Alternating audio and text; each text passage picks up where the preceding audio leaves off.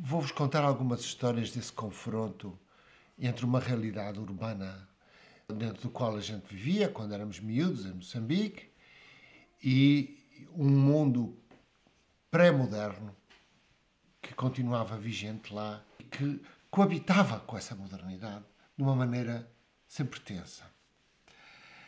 A minha família é de origem protestante, já há muitas gerações.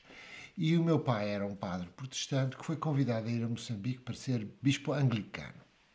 Ora, em Moçambique os anglicanos eram quase todos gente rural, porque os homens eram angariados para ir trabalhar nas minas da zona do Transvaal e lá convertiam-se ao cristianismo, muito frequentemente a um anglicanismo. E quando voltavam, criavam comunidades locais de anglicanos. E a igreja estava largamente dirigida para servir essas comunidades anglicanas que estavam espalhadas por todo o sul de Moçambique. Por isso, frequentemente, o meu pai ia em viagens para fazer batizados, para fazer crismas, para fazer cerimónias especiais do ano litúrgico e muitas vezes levava-nos. E eu vou-vos contar 3 casos ligados a isso que mostram bem essa dificuldade de encontros de significados entre culturas que coabitavam naquele terreno. A primeira foi um caso muito interessante de um homem na zona de fronteira com Joanesburgo, que era um chefe tradicional relativamente poderoso localmente e que não se tinha convertido ao anglicanismo, mas que tinha muita gente à volta dele, que era anglicana. E então ele decidiu fazer uma igreja. Mandou fazer uma igreja. E a igreja era uma enorme palhota. E nós fomos inaugurar a igreja. Muito interessante, chegámos lá. Era tudo feito como uma igreja anglicana normal, mas era tudo feito com canas, paus, pedaços de frondas de árvores. Era tudo feito com materiais perecíveis locais e tinha sacristia, tinha tudo. E era grande, mas era tudo feito de madeira. Inaugurou-se a cerimónia e então depois fomos para a festa que o tal chefe, que não era cristão, quis dar uma festa tradicional. Essa festa ficou-me sempre marcada porque eu era um miúdo de pai de 13, 14 anos e queria ir para o grupo dos homens. Só que houve ali um momento em que o chefe mata um bezerro, corta-se-lhe a cabeça e mete-se a cabeça do bezerro num grande caldeirão com água a ferver. Bum! Com cornos e tudo. Direto. E nós ficámos ali. Eu estava-me a perguntar o que é que isto ia dar. A certa altura, o chefe traz uma grande tábua, põe a tábua no chão, tira pelos cornos a cabeça do caldeirão da água, põe a cabeça em cima da tábua e vai com uma katana gigantesca e zumba! Abre a cabeça a meio. E começa a comer os miolos, ainda moles, da cabeça, que era suposto ser uma coisa muito boa, e oferecer ao meu pai e oferecer-me a mim. Neste momento eu não fui capaz de comer os miolos. Tive que ir comer galinha com as senhoras junto à minha mãe, que estavam debaixo de uma árvore a comer arroz com galinha cozida. E eu lá fui. Pronto. Essa cena marcou-me bastante porque chamou-me a atenção para a necessidade de compreensão de coisas que não têm só a ver com ideias, têm a ver com as próprias emoções do nosso corpo. Eu não tinha conseguido comer aquilo e devia ter conseguido. Pronto. Um outro episódio parecido foi uma vez que fomos ali para os lados de Marraquena. E era uma comunidade local, ainda grande, e ia-se fazer crisma e batizados e crismas de jovens. E chegámos lá e os crentes estavam divididos em 2 alas, de um lado mulheres, do outro lado homens. E havia uma ala no meio para a procissão em direção ao altar que estava construído em cima de uma espécie de patamar.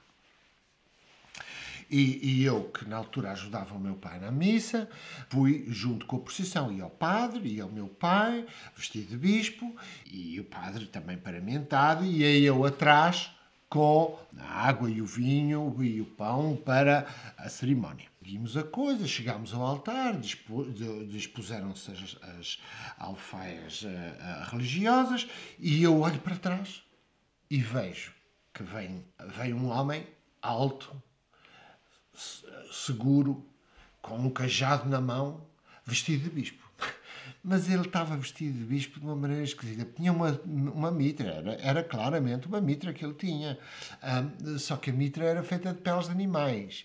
E tinha uma casula, ele tinha uma enorme casula, mas a casula era feita de peles de animais e pedaços de t-shirts, e tinha rabos de gatos pendurados, e vinha descalço e trazia um cajado, que era uma espécie de báculo do bispo, e lá vinha ele por ali fora. Tom, tom, tom, tom. O meu pai estava a olhar, não podia acreditar o que estava a passar. E viu o homem aproximar-se. O homem aproximou-se, fez uma vénia e pôs-se ao lado do altar. E ele ficou em pé. O meu pai olha para o padre local e o padre local disse-lhe qualquer coisa. Eu não ouvi o que é que o padre local disse. Eu só vi o meu pai encolher os ombros e pronto. E fez-se a cerimónia. Fez-se a cerimónia normal. O homem ficou ali em pé, com aquela coisa. No fim, saímos do altar e descemos outra vez entre os crentes, e lá vinha ele atrás também, tum, para ali fora. Depois fomos para o nosso lado e ele foi para o lado dele. Depois a história é que naquela comunidade havia um bispo, era um bispo local.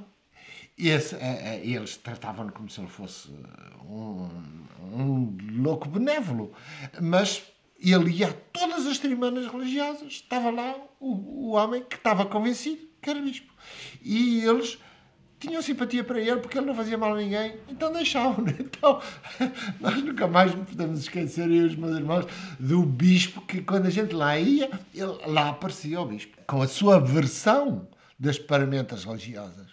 A terceira história que vos quero contar, e eu não assisti a ela, foi-me contada pela nossa mãe. Foi uma história que a gente não esquece necessariamente, porque ela surpreendia-nos, porque no mundo onde a gente vivia já não havia lepra. A lepra já tinha sido resolvida há muito tempo, havia remédios para a lepra e não fazia sentido ter leprosários. Essas coisas tinham já acabado há muito tempo. Nós sabíamos que havia lepra na Idade Média, mas... Só que o regime colonial em Moçambique era o que era. E havia lepra em Moçambique. E havia leprosários em Moçambique. E um destes leprosários era gerido pela igreja e era um leprosário antigo e era ali para os lados do Xai-Xai, do que é hoje o Xai-Xai, João Belo na altura. E era uma ilha e os meus pais foram lá batizar crianças.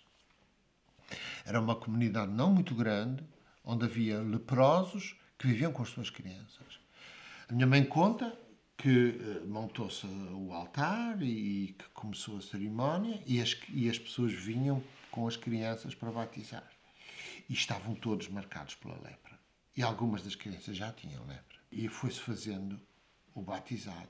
Até que a certa altura veio um casal, bastante marcado pela doença. Quando o meu pai lhes perguntou que nome quereis dar a esta criança, eles responderam miséria. E o meu pai bloqueou. Aparentemente a minha mãe diz que olhou para ele e ele estava a chorar. E ficou com medo que ele não conseguisse, mas ele parece que conseguiu continuar. A coisa parou assim um bocado e depois ele disse: olhem, vocês importem-se que a gente lhe chame em vez disso Ana. Que era o nome da minha mãe. E eles disseram: não, Ana está bem. Então vamos lhe chamar Ana, está bem? E batizou a criança como Ana. Não teve coragem de lhe chamar miséria. Essa história ficou-nos muito marcada porque ela mostrava como eram mundos tão diferentes que se encontravam ali e que tinham a ver com temporalidades diferentes.